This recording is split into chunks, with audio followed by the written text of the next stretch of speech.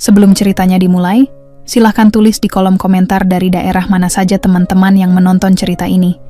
Dan jangan lupa klik like dan subscribe agar channel Tika Story bisa semakin berkembang dan bisa mempersembahkan cerita yang terbaik.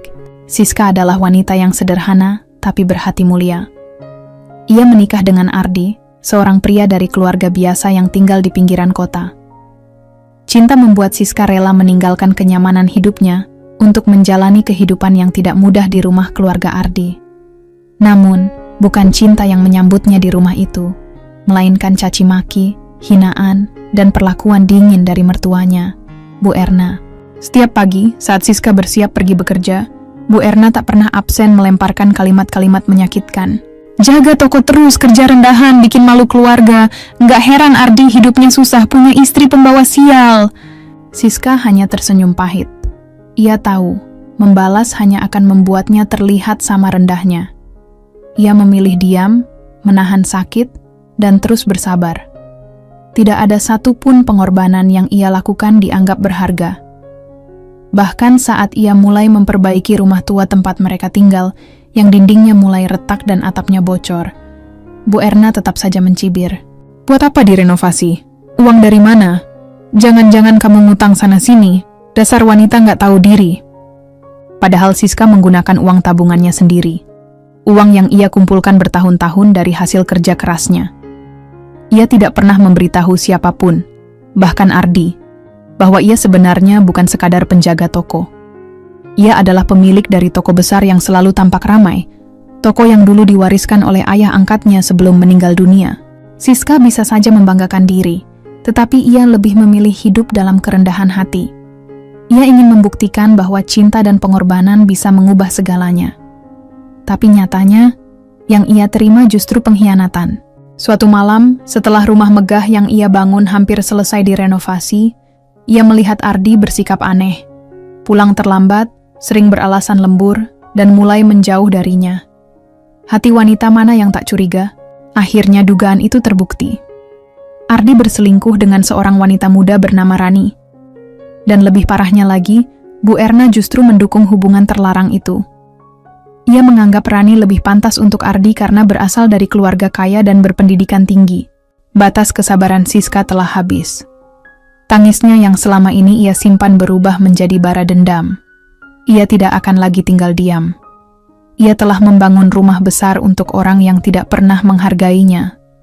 Dan kini, rumah itu akan ia robohkan, bersamaan dengan topeng kesabaran yang selama ini ia kenakan. Tak ada yang tahu bahwa Siska menyimpan rahasia besar.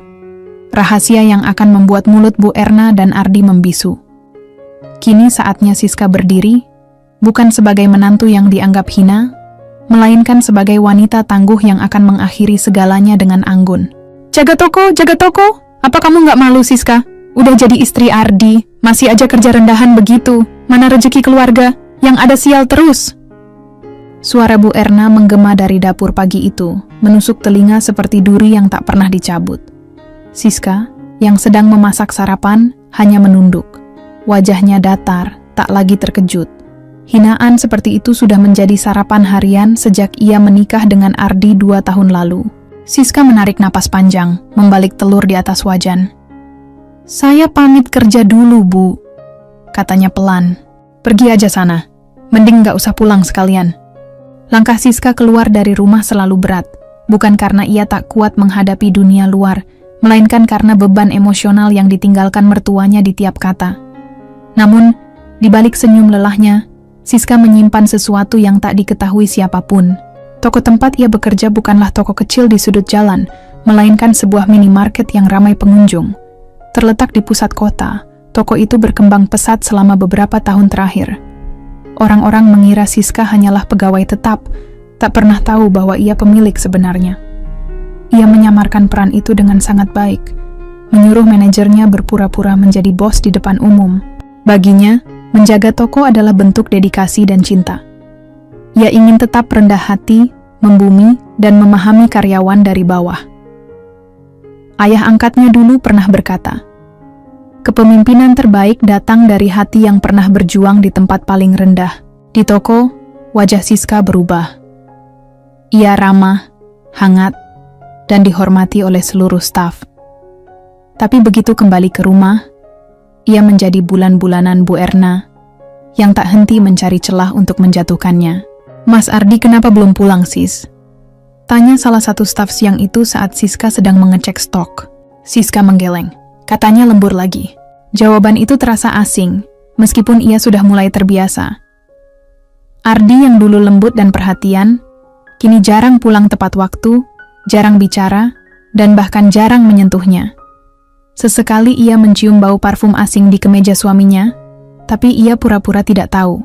Saat pulang malam itu, Siska melihat Bu Erna sedang duduk bersama seorang wanita muda di ruang tamu. Wanita itu mengenakan gaun mahal dan tas bermerek, dengan senyum sinis yang tak asing. "Oh, ini menantu kebanggaan kita. Baru pulang dari jagain toko?"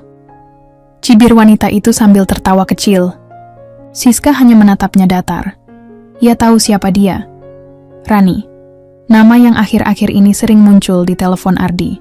"Siska," ucap Bu Erna tanpa basa-basi, "mulai besok, kamu nggak usah tidur sekamar sama Ardi.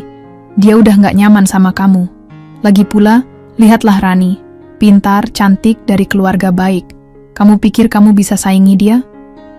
Kepalan tangan Siska mengencang, tapi ia tetap diam. Tidak ada air mata yang jatuh malam itu. Tidak ada bentakan. Hanya senyuman tipis dan langkah tenang masuk ke kamar. Mereka tidak tahu bahwa wanita yang selama ini mereka injak-injak kini sedang merancang langkah terakhirnya, langkah yang akan mengubah segalanya. Pagi itu, suara mesin dan palu bertalu-talu terdengar dari halaman belakang rumah Bu Erna. Para tukang sibuk meratakan tembok, mengaduk semen, dan memasang keramik lantai. Rumah besar 2 lantai itu nyaris selesai dibangun. Dan tak satu pun dari mereka tahu siapa pemiliknya yang sebenarnya. Bu Erna berdiri di ambang pintu, menatap bangunan megah itu dengan senyum bangga. Akhirnya rumah ini bisa direnovasi juga. Memang harus ada wanita kaya yang masuk ke keluarga ini, kayak si Rani itu, gumamnya sambil menyeruput teh. Siska hanya mendengar dari kejauhan.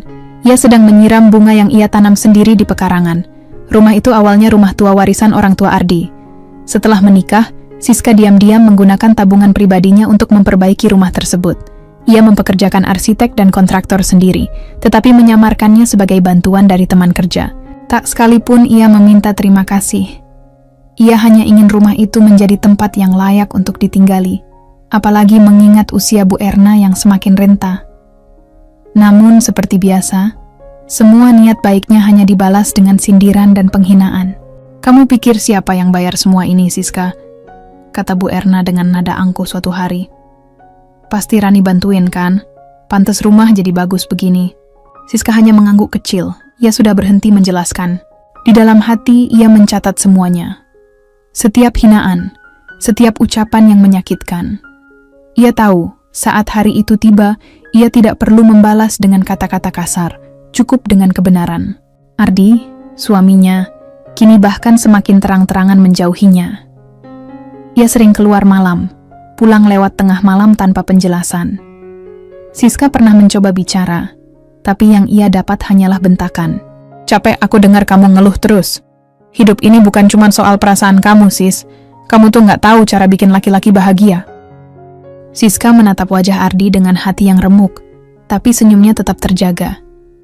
"Aku cuma pengen kamu pulang tepat waktu, itu aja." Namun Ardi pergi begitu saja malam itu, bahkan tak menyentuh makan malam yang sudah ia siapkan. Ia pergi ke apartemen Rani. Siska tahu itu, tapi ia tidak mengejar. Ia sudah muak menjadi wanita yang mengejar cinta dari orang yang tak tahu cara menghargai. Malam itu, Siska berjalan ke lantai 2 bangunan yang hampir selesai. Ia berdiri di balkon yang menghadap ke jalan raya. Angin malam menerpa rambutnya yang diikat rapi. Tangannya merabat tiang pagar yang masih basah oleh cat baru. "Sebentar lagi selesai, Bu Erna," bisiknya, dan sebentar lagi juga selesai kesabaranku. Tangannya menggenggam erat surat kepemilikan bangunan yang ia simpan sejak awal proyek dimulai. Di atas kertas itu, jelas tertera namanya sebagai pemilik sah. Rumah yang selama ini mereka banggakan, yang mereka kira dibangun oleh dana Rani, ternyata adalah bukti nyata cinta terakhir yang ia berikan, dan akan ia tarik kembali. Siska menutup matanya. Ia tak akan mengemis cinta Ardi, Ia tak akan menunggu pengakuan dari mertua yang hanya pandai merendahkan. Waktunya hampir tiba. Rumah itu akan selesai dalam seminggu. Dan ketika semuanya rampung, segalanya akan berubah. Suasana makan malam di rumah Bu Erna sepi malam itu. Hanya terdengar suara sendok dan garpu bertemu dengan piring. Siska duduk di ujung meja, berusaha menahan diri untuk tidak menatap Ardi yang sedang tertawa kecil bersama Rani. Ya, Rani kini bahkan makan malam di rumah mereka, dengan restu penuh dari Bu Erna. "Rani masaknya enak banget ya, Di," ujar Bu Erna dengan nada manja. "Beda sama Siska, masakan tiap hari hambar." Ardi ikut tertawa. "Iya, Ma. Rani tahu banget selera lidah Ardi. Bedalah sama yang cuman bisa ngatur stok barang di toko." Siska tak merespons. Ia memindahkan potongan ayam ke dalam mulutnya, mengunyah perlahan seperti tak ada yang terjadi. Tapi dalam dadanya, rasa sesak seperti api yang perlahan membakar sabar. Rani tersenyum puas. Sis, kamu nggak keberatan kan aku sering kesini? Soalnya tante udah kayak mama sendiri buat aku." "Kamu anggap ini rumah kamu aja, Ran," saut Bu Erna cepat. "Lagian kamu nanti bakal gantiin posisi Siska, jadi menantu yang sebenarnya." Kalimat itu membuat Siska meletakkan garpunya perlahan. Ia menatap Bu Erna dengan tatapan tenang. "Oh, jadi ini rumah mama ya?" tanyanya lembut. Bu Erna mengangkat alis. "Iya dong, rumah keluarga Ardi." Siska tersenyum tipis. "Oke." Malam itu, ketika semuanya tertidur, Siska duduk di ruang tengah dengan berkas di tangannya. Ia membaca ulang surat kepemilikan rumah, rencana renovasi, dan sertifikat bangunan. Semua atas nama dirinya. Bahkan rekening yang digunakan untuk membayar proyek pun murni dari rekening pribadinya. Keesokan harinya, Siska datang ke kantor manajernya. "Pak Anwar," ujarnya serius, "saya minta semua pengeluaran untuk proyek rumah belakang dirinci. Dan satu lagi, saya minta izin ke pengacara untuk mengurus perobohan bangunan itu." Pak Anwar terdiam. "Ibu yakin?" Siska mengangguk pelan. "Saya sudah cukup sabar. Dan sekarang waktunya mereka tahu siapa saya sebenarnya." Hari demi hari berlalu, dan bangunan rumah itu akhirnya rampung. Bu Erna sibuk mengundang tetangga, memamerkan hasil renovasi. Ardi dan Rani bahkan mulai bicara soal pindah ke kamar utama yang baru. Namun di malam sebelum pesta kecil penyambutan rumah baru, Siska mengumpulkan mereka semua di halaman. Ia berdiri tegak, mengenakan baju kerja sederhana, tetapi wibawanya tak bisa disangkal. "Ada yang ingin saya sampaikan," ujarnya tenang. "Apa sih, Sis?" tanya Ardi malas. "Ganggu aja." Siska menatap mereka satu persatu. "Rumah ini bukan rumah keluarga Ardi. Ini rumah saya. Semua renovasi, semua biaya, semua dokumen legal atas nama saya." Mata Bu Erna membelalak. "Apa?" Siska menunjukkan dokumen lengkap. "Dan mulai besok, rumah ini akan saya robohkan. Karena saya tak ingin sepotong pun dari harta saya dinikmati oleh orang-orang yang sudah mengkhianati saya." "Berani kau, Siska?" teriak Bu Erna histeris. Siska melangkah mundur dengan tenang. "Oh, satu lagi. Toko tempat saya menjaga itu, saya pemiliknya. Kalian tidak menghina penjaga toko. Kalian menghina bos besar yang bahkan masih berbaik hati memberi kalian tempat tinggal." "Henning." Ardi terdiam. Rani perlahan mundur, mukanya pucat pasi. Siska menarik napas dalam. "Selamat menikmati reruntuhan. Aku selesai di sini." Dan ia pun pergi meninggalkan rumah itu dengan kepala tegak. Pagi itu, suara mesin bor dan palu terdengar menggema di halaman rumah belakang. Para tukang mulai membongkar atap, membongkar bata demi bata dari rumah megah yang baru selesai dibangun. Debu mengepul, mencemari pekarangan yang semalam dipenuhi angan-angan Bu Erna dan Ardi. Bu Erna menjerit dari jendela. "Berhenti, kalian gila! Ini rumah saya!" Namun tukang hanya menjawab datar. "Kami hanya mengikuti instruksi pemilik sah, Bu. Semua dokumen lengkap. Nama Ibu Siska sebagai pemilik tunggal." Bu Erna hampir pingsan. Ia berlari keluar rumah dengan daster kusut, rambut awut-awutan. "Siska, Siska, kamu jahat, kamu pendendam, kamu perempuan pembawa sial." Siska berdiri di sisi lain halaman, mengenakan setelan kerja warna krem. Wajahnya tenang namun tegas. "Saya tidak pendendam, Bu. Saya hanya membalas perlakuan yang selama ini Ibu dan Ardi tanamkan." Ardi datang terburu-buru, masih setengah tidur. "Apa-apaan ini? Sis, berhenti. Rumah ini buat Mama, buat kita." Siska menatap mantan suaminya itu, dingin. Tidak ada kita, Ardi.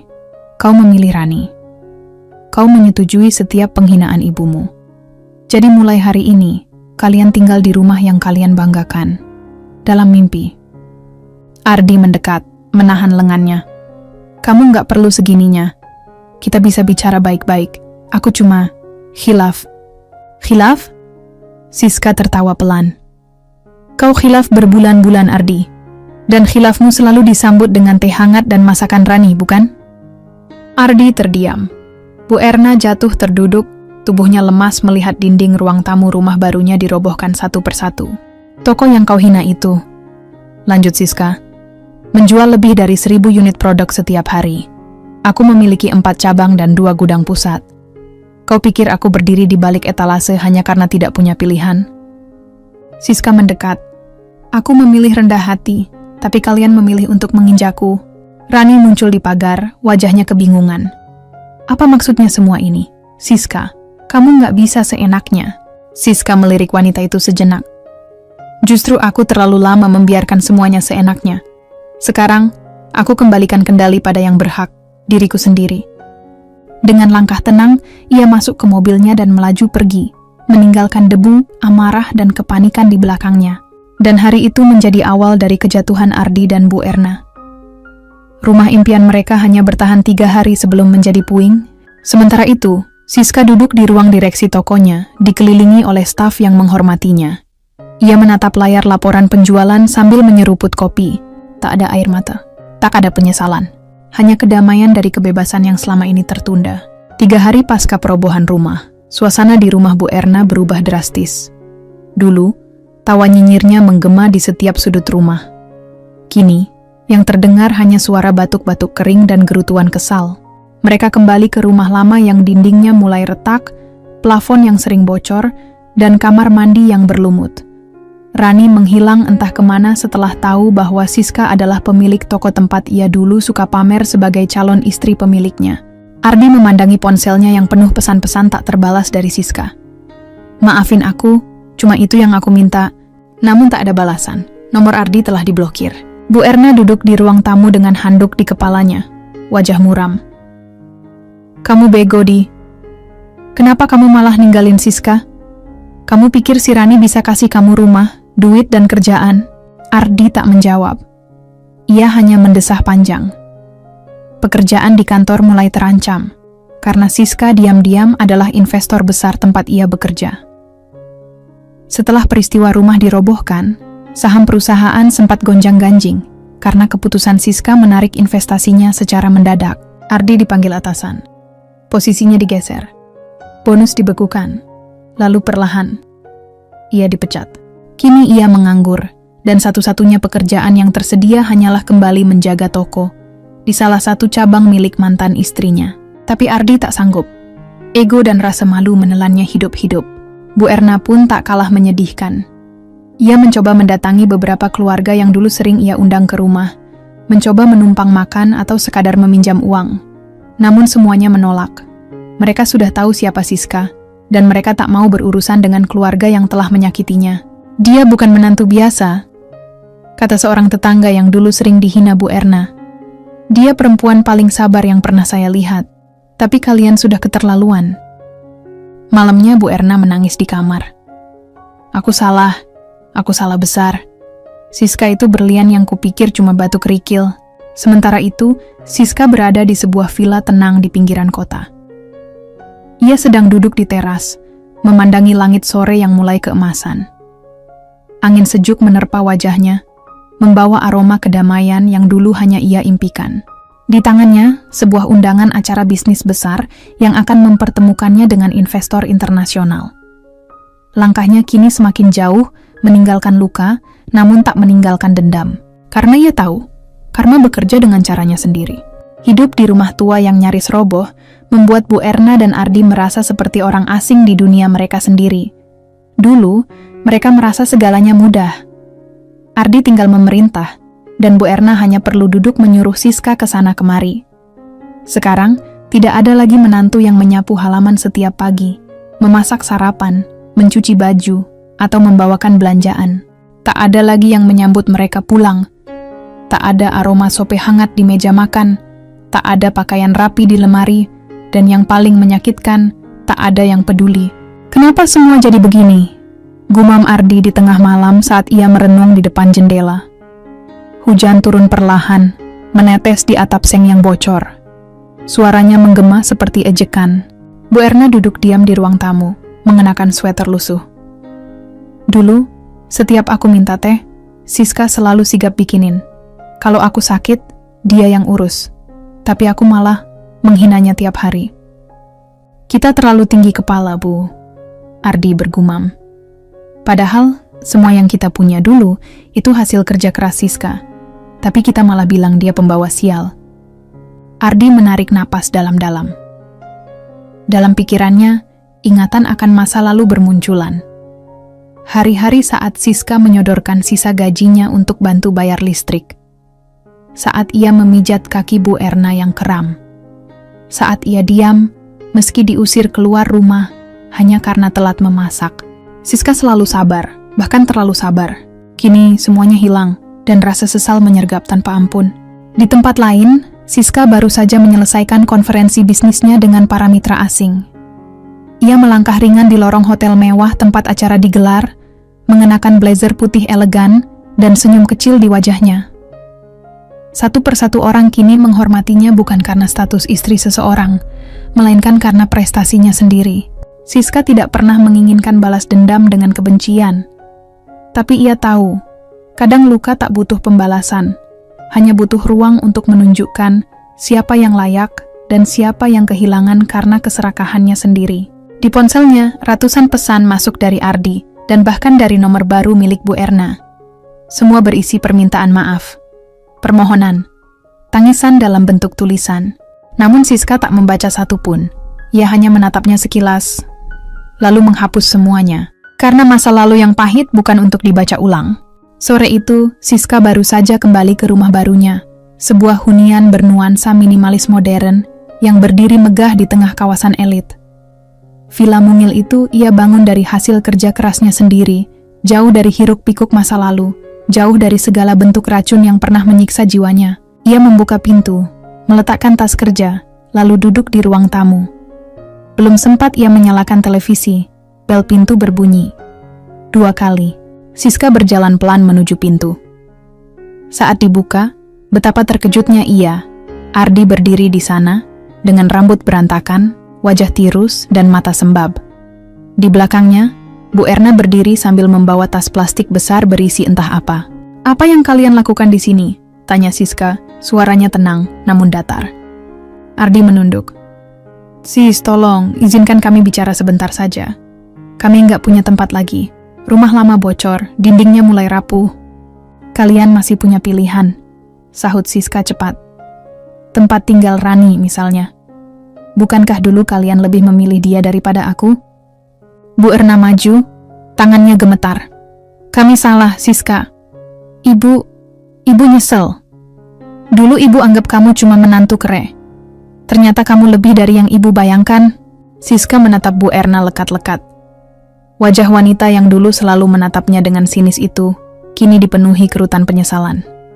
Tapi Siska tahu betul, penyesalan tidak selalu datang dari kesadaran, kadang hanya dari keterpaksaan. "Kalian bukan korban dari perbuatanku," ujar Siska pelan. "Kalian hanya korban dari kesombongan kalian sendiri." Ardi mencoba memegang tangan Siska, tapi Siska mundur setapak. "Aku datang bukan untuk balas dendam dengan amarah, tapi aku tidak akan membiarkan kalian kembali merusak hidupku." "Siska," lirih Ardi, "aku nggak bisa hidup kayak gini. Kamu satu-satunya yang aku punya." Siska tersenyum kecil. "Sayangnya, kamu melepas aku ketika aku masih bertahan. Kini, aku tak ingin kembali untuk seseorang yang tak bisa melihat nilai seorang istri, kecuali setelah kehilangan." Ia menutup pintu perlahan. Suara langkah mereka menjauh. Tak ada teriakan, tak ada tangisan keras. Hanya keheningan yang menyesakkan di balik suara pintu yang telah tertutup selamanya. Siska berdiri di sana sejenak, lalu menghela napas panjang. Bukan karena ragu, tapi karena akhirnya ia benar-benar lepas. Pagi itu, Siska duduk di ruang kerjanya.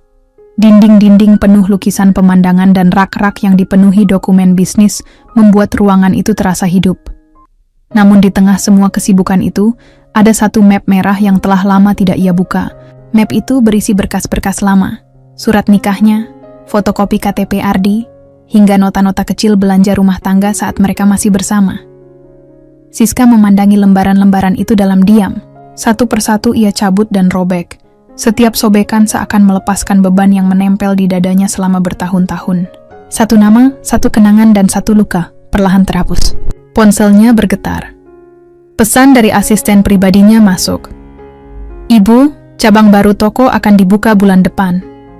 Persiapan sudah 80%. Tim marketing menunggu persetujuan desain dari ibu. Siska tersenyum tipis. Bagus, bisiknya. Ia kini dikenal sebagai pemilik jaringan toko serba ada bernama Savana. Bisnis yang dulu ia rintis diam-diam saat masih menjadi penjaga toko menurut mertuanya. Tak ada yang tahu kala itu bahwa dialah pemilik sah yang menyamar untuk memahami dari bawah, termasuk suaminya sendiri. Kini Savana sudah punya 8 cabang di kota besar. Setiap hari ada ratusan karyawan yang bekerja dengan penuh rasa hormat, bukan karena kekuasaan, tapi karena respek atas perjuangannya. Siska melirik ke arah laptopnya, melihat salah satu lowongan pekerjaan yang baru diposting. Tiba-tiba matanya tertumbuk pada nama pelamar yang tak asing, Ardi. Ia terdiam sejenak. CV-nya tertulis rapi, tapi dari pekerjaan terakhir hingga sekarang, kosong. Di bagian referensi, Ardi mencantumkan nama Siska. Siska menghela napas, lalu menutup laptop itu tanpa membalas. Tidak semua pintu bisa diketuk 2 kali, gumamnya. Hari itu Siska menulis sesuatu di jurnal pribadinya. Bukan untuk Ardi, bukan untuk mertuanya, tapi untuk dirinya sendiri. Kamu sudah cukup sabar, cukup tulus, cukup kuat. Kini saatnya jadi cukup bahagia, tanpa mereka. Di gang sempit dekat pasar lama, Ardi berjalan lunglai, menggenggam amplop coklat berisi surat penolakan dari 3 perusahaan sekaligus. Tubuhnya semakin kurus, matanya kosong, dan rambutnya tumbuh tak beraturan. Ia nyaris tak percaya, pria yang dulu begitu dihormati di lingkungan rumah, kini harus hidup mengandalkan belas kasih tetangga. Sementara itu, Bu Erna duduk di emperan rumah kontrakan kecil yang hanya memiliki 1 kamar dan dapur sempit. Sesekali ia batuk, memegangi punggungnya yang nyeri. Tak ada lagi jam tangan emas, tak ada lagi cincin berlian yang dulu ia pamerkan ke ibu-ibu arisan. Yang tersisa hanyalah sebuah termos tua dan handuk kecil di atas pangkuannya. Ardi belum dapat kerja lagi? Tanya Bu Erna lirih. Belum, Bu, jawab Ardi sambil menunduk. Semua perusahaan menolak, kayaknya aku masuk daftar hitam. Waktu kamu nikah sama Siska, hidup kita enak. Tapi kita malah pilih Rani. Bu Erna menatap jauh ke arah langit yang mendung. Dia cuma manfaatin kamu. Terus kabur setelah tahu kamu gak punya apa-apa lagi. Ardi terdiam.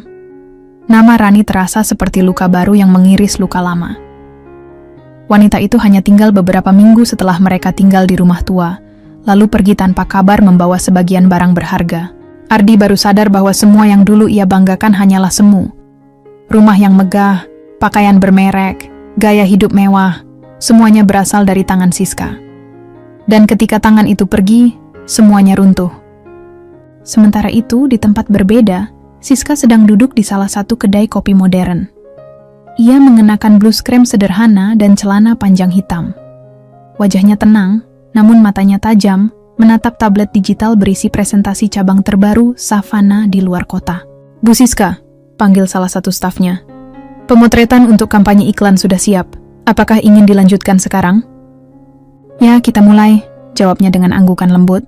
Tak jauh dari lokasi pemotretan, salah satu mantan tetangga lamanya melihat Siska. Wanita itu tak percaya melihat Siska kini menjadi sosok yang dipotret layaknya selebriti. Dengan cepat, ia memotret diam-diam dan mengirim ke grup WhatsApp warga lama. Tak butuh waktu lama, foto Siska menyebar. Bu Erna yang kebetulan membuka ponsel pinjaman dari tetangganya, terdiam saat melihat gambar itu. Ia hampir tak percaya. Siska berdiri anggun, tersenyum, dengan latar belakang logo Savana yang megah. Air mata mengalir di pipinya. Dia tetap bangkit, meski kita berusaha menjatuhkannya, lirihnya, di hatinya. Ada sesal yang tak bisa diseka. Siska berdiri di depan jendela ruang kerjanya, menatap keluar ke kota yang terhampar luas. Cahaya matahari sore menyinari gedung-gedung tinggi di sekitar, dan di bawah sana, hiruk-pikuk kehidupan berjalan tanpa henti. Namun di dalam dirinya, semuanya terasa begitu sunyi. Tidak ada lagi yang bisa ia harapkan dari masa lalu. Tidak ada lagi ruang untuk penyesalan. Beberapa jam sebelumnya, Siska menerima telepon dari salah satu mantan kolega yang mengabarkan tentang kondisi terakhir suaminya, Ardi, yang kini hidup melarat setelah gagal mendapat pekerjaan. Tidak ada lagi yang bisa ia lakukan untuk mereka. Keduanya telah memilih jalan mereka sendiri, dan, seperti yang selalu Siska tahu, jalan itu membawa mereka ke titik terendah. Siska kini hanya merasa lega. Semua yang ia lakukan, semua yang ia korbankan, sekarang mengantarkannya pada puncak yang ia impikan. Namun ada satu hal yang belum selesai. Setelah beberapa minggu mempersiapkan segalanya dengan matang, Siska akhirnya merasa saat yang tepat telah tiba. Ia menyiapkan dokumen hukum yang akan mengubah segalanya. Beberapa puluh halaman mengenai hak-hak properti yang ia ambil alih, serta rincian detail lain yang akan membuat suami dan mertuanya terkejut. Di luar, hujan mulai turun perlahan. Siska duduk di meja kerjanya, membaca surat-surat tersebut sekali lagi, memastikan semuanya sempurna. Ponselnya berbunyi. Siska mengangkat telepon dan mendengar suara Ardi yang terdengar penuh harapan, meski disertai dengan keputusasaan yang tak terbantahkan. Siska, aku minta maaf. Ibu juga minta maaf. Kami nggak tahu harus bagaimana. Tolong, jangan biarkan kami mati di jalanan. Siska diam sejenak. Teringat akan hari-hari ketika ia melayani mereka tanpa pernah mendapat penghargaan. Ia ingat betul bagaimana Ardi dan Bu Erna selalu merendahkannya, menganggapnya sebagai wanita yang tak ada apa-apanya. Ardi, sudah terlambat, jawab Siska akhirnya. Aku sudah memberi kalian cukup waktu. Kini, aku ingin kalian merasakan akibat dari tindakan kalian. Beberapa detik keheningan menggantung sebelum Ardi berbicara lagi, kali ini dengan suara serak. Aku nggak tahu harus berkata apa, Siska. Tapi, tolong jangan hancurkan segalanya. Kami sudah sangat menyesal. Menyesal tidak akan mengubah apa-apa. Siska berkata tenang. Dan menyesal bukan alasan untuk meminta pertolongan setelah semua yang kalian lakukan. Ini pembalasan yang elegan, Ardi. Kalian hanya perlu menerima kenyataan bahwa kalian sudah membuat pilihan. Setelah percakapan itu berakhir, Siska mengatur pertemuan dengan pengacaranya. Keputusan telah dibuat. Ia akan menggulingkan Ardi dan Bu Erna dari semua yang mereka kira bisa mereka kuasai. Tanpa ampun. Keesokan harinya, di ruang sidang, Siska hadir dengan penuh percaya diri. Di depannya, Ardi dan Bu Erna duduk terdiam, wajah mereka pucat. Mereka tahu apa yang akan terjadi. Pengacara Siska menyampaikan tuntutan dengan begitu tegas. Sementara Ardi dan Bu Erna hanya bisa terdiam. Mereka tak bisa membantah apapun. Siska telah menyusun segala sesuatunya dengan cermat, dan tak ada celah bagi mereka untuk melarikan diri. Setelah sidang selesai, Siska keluar dengan langkah mantap. Kemenangan ini bukanlah tentang membuktikan siapa yang lebih baik, tetapi tentang memberikan pelajaran kepada mereka yang selalu merasa bisa meremehkan orang lain. Kini, Ardi dan Bu Erna tak lagi memiliki tempat untuk bersembunyi. Segalanya hilang dalam sekejap. Begitu cepat, begitu tanpa ampun. Namun bagi Siska, kemenangan itu bukan tentang kepuasan balas dendam. Ia tahu bahwa ia telah menjalani hidupnya dengan cara yang paling elegan. Ia meninggalkan masa lalu yang pahit dengan penuh kebanggaan, sambil menatap ke depan, siap untuk melangkah ke dunia yang lebih luas. Hari-hari berlalu begitu cepat setelah sidang yang mengubah segalanya. Siska kini berdiri tegak di atas kakinya sendiri, jauh dari bayang-bayang masa lalu yang menyakitkan. Setiap langkah yang ia ambil terasa lebih ringan, seolah semua beban yang selama ini dipikulnya telah terangkat. Namun, ada satu hal yang tak bisa ia pungkiri. Meski ia berhasil, kemenangan ini tetap terasa hampa. Di luar jendela kantornya, langit tampak mendung. Hujan mulai turun, tapi Siska tak merasa terpengaruh. Ia menatap layar komputernya dengan penuh konsentrasi, menyelesaikan laporan keuangan untuk cabang terbaru, Savannah. Semuanya berjalan lancar, dan Siska semakin merasa bahwa ia telah menemukan jalannya yang sesungguhnya. Namun, pikirannya tetap tak bisa lepas dari Ardi dan Bu Erna. Setiap kali ia mendengar berita dari mereka, ada rasa kecewa yang menggelayuti hati. Tidak ada lagi cinta, tidak ada lagi ikatan keluarga. Hanya ada sisa-sisa kenangan yang kini tinggal menjadi debu. Siska tahu bahwa hidup harus terus berjalan. Ia telah membangun segala sesuatu dari awal, menciptakan dunia barunya yang jauh lebih baik dan jauh lebih layak. Tapi di sudut hatinya, ada ruang kosong yang tak bisa diisi dengan apapun. Ia telah kehilangan banyak hal, kepercayaan, harapan, dan mungkin bahkan sedikit dari dirinya sendiri. Ponselnya berbunyi. Sebuah pesan masuk dari pengacara yang menangani proses hukum rumah. Ternyata, rumah yang dulu dibangun untuk Ardi dan Bu Erna, kini telah resmi menjadi milik Siska sepenuhnya. Itu adalah rumah yang pernah dihancurkan oleh pengkhianatan, namun kini menjadi simbol kemenangan yang lebih besar. Siska menatap layar ponselnya, lalu mengirim pesan balasan singkat. Buatkan saya kontrak penjualan untuk rumah tersebut. Kita tutup babak ini. Tak ada lagi yang perlu dipikirkan. Segalanya telah berakhir. Sore itu, Siska mengunjungi cabang Savana yang baru dibuka. Melangkah masuk ke dalam toko yang penuh dengan pelanggan, ia merasakan kebanggaan yang tidak bisa ia ungkapkan dengan kata-kata. Semua ini miliknya, hasil kerja kerasnya, dan tidak ada yang bisa merusaknya lagi. Siska duduk di ruang rapat, dikelilingi oleh tim manajer yang setia bekerja untuknya. Mereka semua tersenyum padanya, penuh rasa hormat. Namun, ada satu orang yang masih belum tahu kebenaran tentang dirinya. Temannya, Rina, yang terus menganggapnya sebagai wanita biasa yang memiliki sedikit keberuntungan. Bu Siska, saya dengar kabar baik tentang rumah itu, kata Rina, sambil duduk di seberang meja. Wah, akhirnya Anda bisa berpindah ke tempat yang lebih nyaman ya? Harusnya kami semua ikut bantu. Siska tersenyum tipis. Tidak perlu, Rina. Saya sudah cukup. Kalian telah membantu saya lebih dari yang kalian tahu.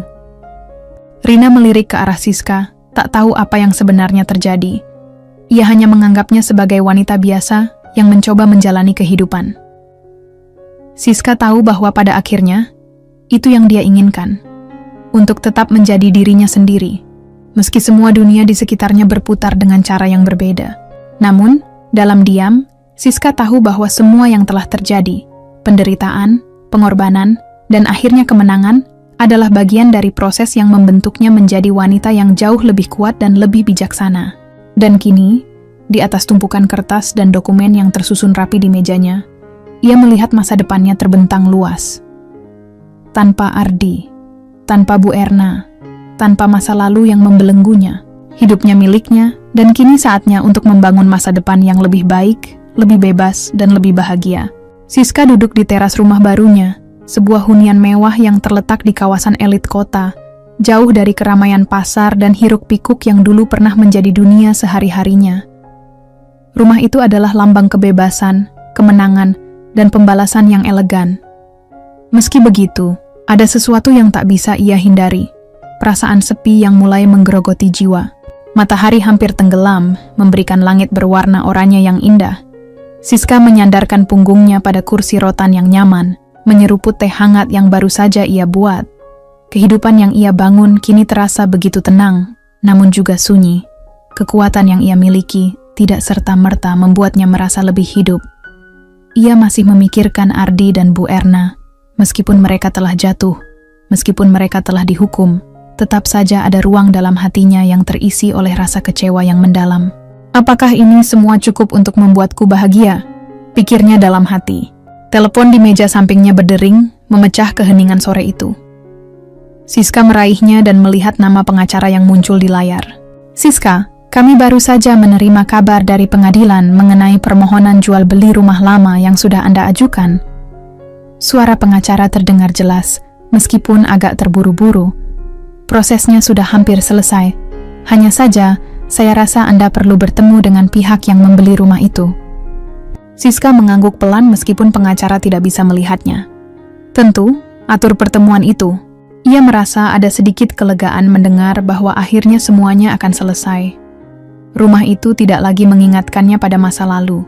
Itu kini milik orang lain, dan ia bisa menutup babak tersebut tanpa penyesalan.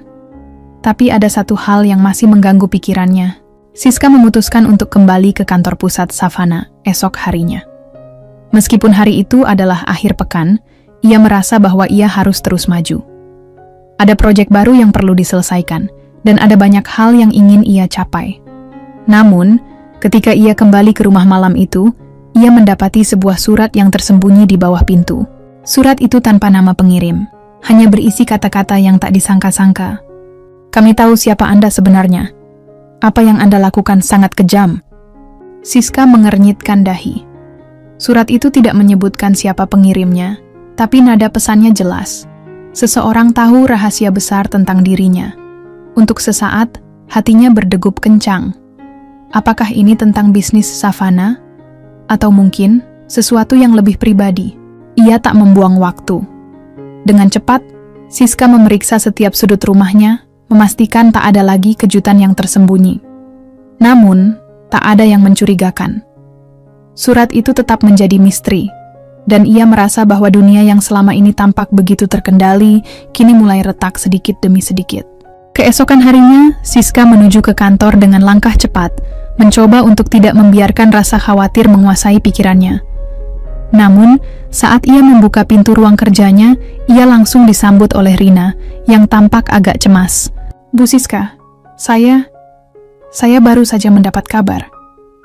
Ada seseorang yang mengungkapkan hubungan Anda dengan toko besar itu," kata Rina, sedikit terbata-bata. "Mereka mulai bertanya-tanya tentang siapa sebenarnya Anda." Siska merasa darahnya berdesir. Ada yang tak beres. Ia mengatur napas, mencoba tetap tenang. "Jangan khawatir, Rina. Ini hanya gosip yang tak akan bertahan lama. Kita hanya perlu fokus pada pekerjaan." Namun di dalam hati, Siska tahu bahwa dunia yang telah ia bangun begitu sempurna kini mulai dihantui oleh bayang-bayang masa lalu. Ia tak bisa sepenuhnya menghindar dari kenyataan bahwa suatu saat orang-orang di sekitarnya, termasuk para pesaing bisnis, akan mencari tahu lebih dalam tentang siapa dirinya yang sebenarnya. Hari itu, perasaan cemas semakin menghantui setiap langkah Siska. Ada sesuatu yang lebih besar yang sedang menunggunya. Ia bisa merasakannya.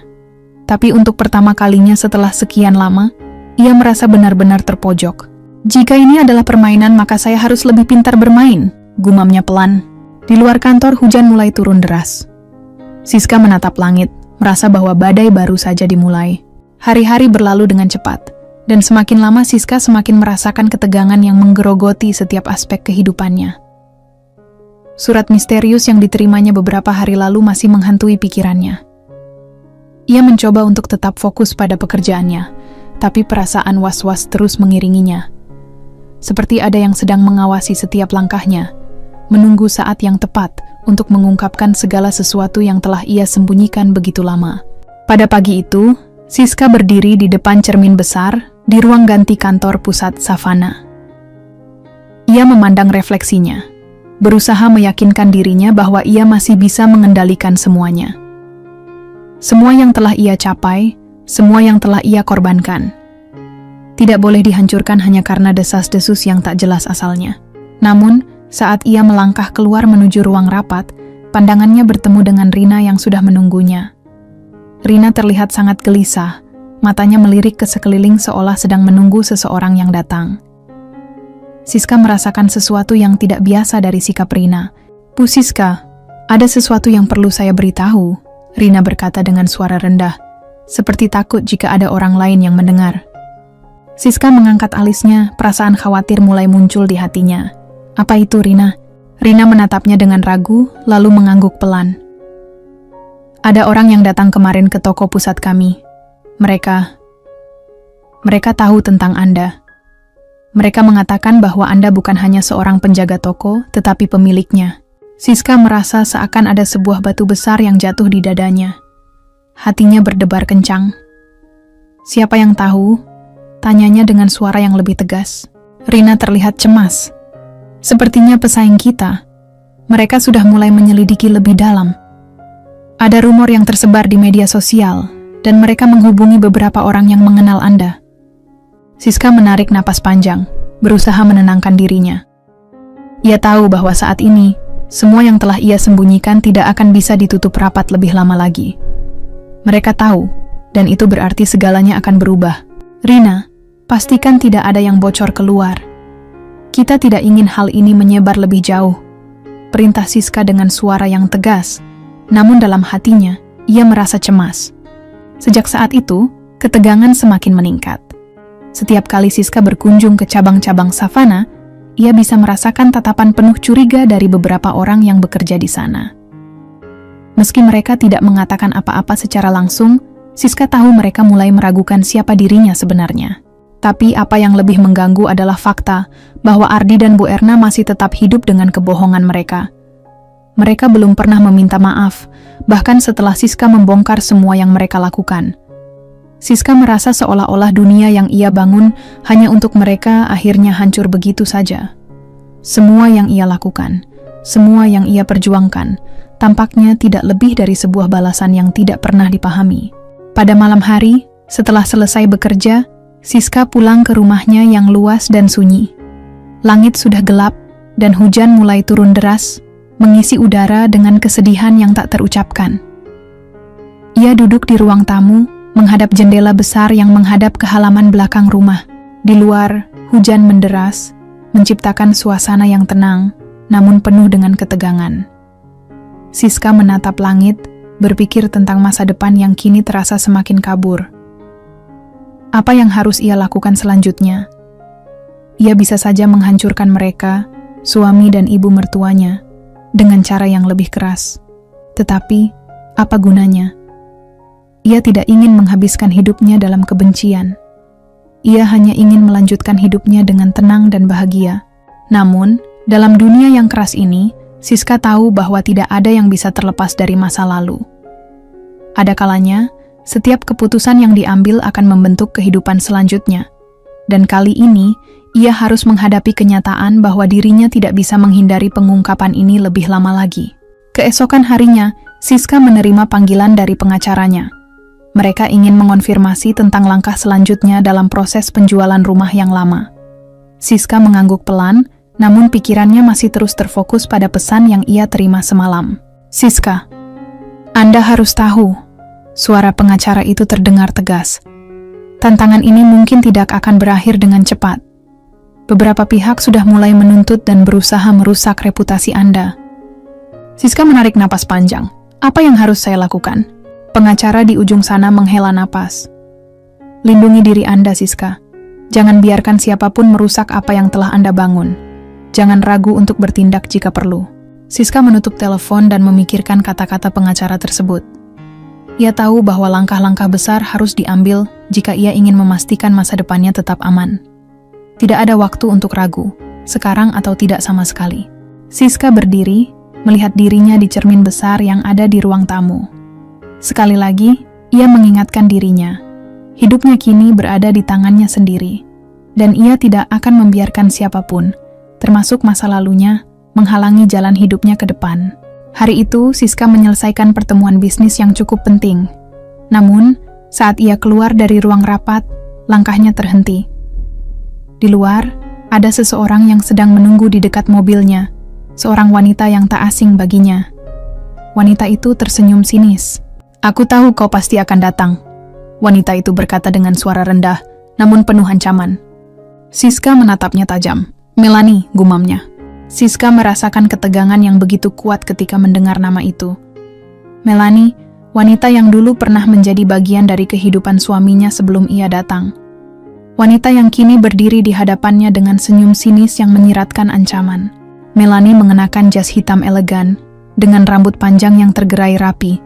Tampak seperti wanita yang sangat berkelas. Namun, bagi Siska, di balik penampilan itu terdapat sesuatu yang lebih gelap. Sesuatu yang tak pernah ia lupakan. Apa yang kau lakukan di sini, Melanie? Tanya Siska dengan suara tenang, meskipun hatinya berdebar-debar. Ia berusaha untuk tidak menunjukkan rasa cemas.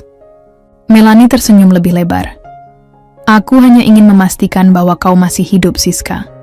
Kau tahu, setelah semua yang terjadi, aku pikir kau pasti sudah menghilang dari kehidupan Ardi. Siska merasa seperti ada sesuatu yang menyengat hatinya mendengar nama Ardi disebut. Meskipun ia telah melupakan banyak hal tentang suaminya, kenyataan bahwa ia pernah begitu terikat dengan pria itu tetap membuatnya merasakan rasa sakit yang mendalam. "Kau pikir aku takut padamu?" Siska balas dengan nada yang dingin. "Aku sudah cukup menghadapi semua drama yang datang dari orang-orang seperti kamu." Melanie mengangkat alisnya, tidak terganggu dengan ketegasan Siska. "Oh, aku tahu kau tidak takut. Tapi kau pasti tahu, kan, ada banyak cara untuk menghancurkan hidup seseorang, terutama seseorang yang punya begitu banyak rahasia seperti dirimu." Siska menatap Melanie tajam, mencoba mengendalikan emosi yang mulai bangkit. "Apa yang kau inginkan dariku?" Melanie tertawa kecil. "Oh, Siska, kamu terlalu serius. Aku hanya ingin mengingatkanmu tentang sesuatu. Semua yang kau bangun, semua yang kau miliki, semuanya bisa hancur dalam sekejap. Kau pasti sadar bahwa orang-orang di sekitarmu mulai mencurigai siapa dirimu yang sebenarnya." Siska merasa darahnya mendidih, tapi ia tidak bisa menunjukkan kelemahan. "Aku tidak peduli dengan apa yang orang lain pikirkan. Mereka tidak tahu siapa aku, dan mereka tidak akan pernah tahu." Melanie melangkah mendekat, jaraknya hanya beberapa langkah dari Siska. "Tapi kau tahu, Siska, ada satu hal yang selalu aku ingat. Kau pernah menginginkan Ardi kembali. Kau begitu ingin menghancurkan hidupku. Tapi sekarang, lihatlah, semua yang kau perjuangkan akan hancur. Apa yang kau miliki, rumah, toko, dan segala yang kau banggakan, semuanya akan lenyap begitu saja." Siska mengangkat dagunya, matanya berkilat penuh amarah. "Jangan mengancamku, Melanie. Kau bukan siapa-siapa lagi dalam hidupku." Melanie berhenti sejenak, lalu menatap Siska dengan tatapan penuh penghinaan. "Kau pikir kau menang, Siska? Kau pikir kau bisa mengendalikan semuanya? Jangan lupa, aku tahu rahasia besarmu, rahasia tentang toko yang kau miliki, dan rahasia tentang siapa dirimu sebenarnya." Siska tidak berkata apa-apa. Ia tahu apa yang Melanie maksudkan. Wanita itu jelas mengancam akan mengungkapkan identitasnya yang sebenarnya, sebagai pemilik toko besar yang selama ini ia sembunyikan. Namun, Siska tidak takut. Ia sudah siap untuk menghadapi apapun yang datang. Ini adalah ujian terakhirnya. Dan kali ini, ia tidak akan membiarkan siapapun merusak hidupnya lagi. "Kalau begitu, ungkapkan saja," jawab Siska dengan suara tenang, meskipun dalam hatinya ada rasa lega. "Karena aku sudah siap menghadapi apapun." Melanie terdiam sejenak, lalu mengernyitkan keningnya, seolah tidak menduga Siska akan menjawab dengan begitu tenang. "Oh Siska, kau benar-benar keras kepala. Baiklah, jika itu yang kau inginkan. Tapi ingat, aku masih bisa menghancurkanmu dengan cara lain." Dengan itu, Melanie berbalik dan berjalan pergi, meninggalkan Siska yang berdiri mematung di tempatnya. Siska menatap kepergian Melanie dengan tatapan kosong. Ada rasa tenang yang datang setelah ancaman itu. Ia tidak merasa takut lagi. Melanie mungkin bisa mengungkapkan rahasia itu, tetapi Siska tahu bahwa hidupnya sudah lebih kuat dari itu. "Saya akan menang," gumamnya pada dirinya sendiri. Siska berjalan kembali ke dalam mobilnya, memutuskan untuk menghadapinya dengan cara yang elegan. Ia tidak akan membiarkan satu ancaman pun meruntuhkan apa yang telah ia bangun. Dan pada saat yang tepat, ia akan mengambil langkah yang lebih besar. Di sisi lain, Ardi dan Bu Erna masih terperangkap dalam kebohongan mereka. Mereka masih berusaha untuk memperbaiki hubungan mereka dengan Siska, namun semuanya sudah terlambat. Ketika rahasia besar itu terungkap, tidak ada yang bisa mengubah kenyataan. Setelah pertemuan dengan Melanie, Siska tidak lagi merasa terancam. Ia tahu bahwa ia harus bersiap menghadapi konfrontasi yang lebih besar, terutama dengan suami dan ibu mertuanya yang sudah begitu terperosok dalam kesombongan mereka. Dan kali ini, Siska akan menghadapi mereka dengan cara yang lebih bijaksana dan elegan. Hari berikutnya, Siska menghubungi pengacaranya dan memutuskan untuk melakukan langkah besar. Ia akan melawan dengan penuh perhitungan, tidak tergesa-gesa namun pasti. Siska memandang kembali ke rumah barunya, tempat yang kini menjadi simbol kebebasannya. Ia tahu jalan yang akan ditempuhnya tidak akan mudah, namun ia siap menghadapi apapun yang datang. Karena, pada akhirnya, Siska tahu bahwa ia adalah orang yang paling mengendalikan takdir hidupnya. Dan kali ini, tak ada lagi yang bisa menghalanginya. Hari yang dinanti akhirnya tiba. Siska sudah bersiap untuk menghadapi pertempuran terakhir yang telah lama ia persiapkan dalam diam. Rumah baru yang ia bangun dengan penuh pengorbanan kini berdiri kokoh, menjadi simbol dari segalanya yang telah ia lakukan untuk suami dan ibu mertuanya. Namun kini, semua itu menjadi miliknya, untuk membalaskan dendam dengan cara yang lebih bijaksana. Siska duduk di ruang tamu rumah besar yang baru saja ia bangun. Pengacaranya baru saja selesai menyusun dokumen penting yang akan membongkar kebohongan yang selama ini tersembunyi. Pada saat yang bersamaan, Ardi dan Bu Erna, yang tidak tahu apa yang sedang dipersiapkan Siska, masih berusaha mempertahankan ego mereka. Mereka percaya bahwa semuanya akan kembali seperti semula, bahwa mereka akan berhasil menundukkan Siska. Namun mereka salah. Siska mengirimkan undangan kepada Ardi dan Bu Erna untuk datang ke rumahnya. Tak ada kata-kata lain yang lebih tepat selain konfrontasi langsung, sebuah pembalasan yang terencana rapi. Ardi tiba dengan wajah penuh kebingungan, sementara Bu Erna berjalan di belakangnya dengan sikap yang tampak angkuh, seolah yakin bahwa tidak ada yang bisa meruntuhkan kedudukan mereka. Mereka berjalan masuk ke dalam rumah besar Siska tanpa banyak bicara, hanya disambut dengan senyuman dingin dari Siska. "Silakan duduk," kata Siska dengan nada yang tidak terburu-buru. Ardi duduk dengan canggung, sementara Bu Erna masih berusaha untuk mempertahankan ketegaran sikapnya. Mereka tidak tahu bahwa di balik sikap tenang Siska, ada sebuah perhitungan yang matang dan keputusan yang sudah final. "Kenapa kita dipanggil ke sini?" tanya Bu Erna dengan suara penuh curiga, memandang sekeliling rumah besar yang kini jelas milik Siska. Siska tersenyum kecil, lalu dengan tegas berkata, "Aku ingin memberitahukan kalian sesuatu yang sudah lama kutahan." Ardi menatap Siska dengan ragu. "Apa maksudmu, Siska?" Siska mengangguk pelan, lalu mengeluarkan dokumen dari tasnya. "Kalian tidak tahu banyak hal tentang aku, Ardi. Dan Bu Erna, sepertinya kalian merasa sudah menang ya?" Bu Erna mencibir. "Kau masih belum mengerti, Siska. Ardi dan aku, kita sudah sama-sama tahu bahwa kau hanyalah wanita biasa. Kau tidak bisa bertahan lebih lama." Siska tidak terpengaruh dengan hinaan Bu Erna. Ia meletakkan dokumen di meja dan menghadap Ardi langsung. "Sebenarnya, aku bukanlah penjaga toko seperti yang kalian kira, Ardi. Aku pemilik toko besar yang selama ini kau anggap remeh. Toko yang selama ini kau anggap sebagai pekerjaan yang hina adalah milikku." Kata-kata Siska membuat Ardi dan Bu Erna terdiam sejenak. Mereka tidak bisa mempercayainya.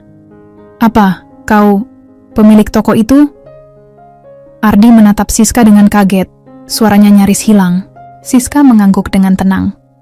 "Ya, dan bukan hanya itu. Aku juga pemilik dari rumah ini. Semua yang kau anggap sebagai kebohongan adalah kenyataan yang kalian tidak pernah tahu." Bu Erna langsung menatap Siska dengan rasa bingung dan kesal. "Jadi ini semua permainanmu? Kau ingin menipu kami?" Siska tersenyum lagi, senyum yang tidak menunjukkan kelemahan. "Bukan menipu. Ini adalah pembalasan yang adil.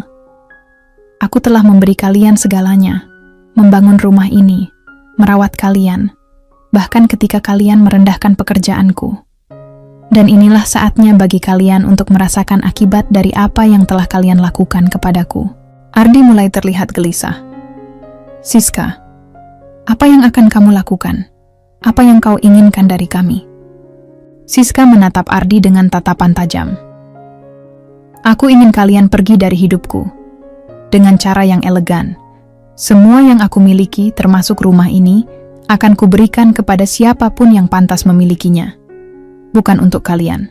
Kemudian, dengan tenang, Siska menyerahkan dokumen pengalihan hak milik rumah dan toko kepada pengacaranya, yang sudah berada di sana untuk menyaksikan semua ini.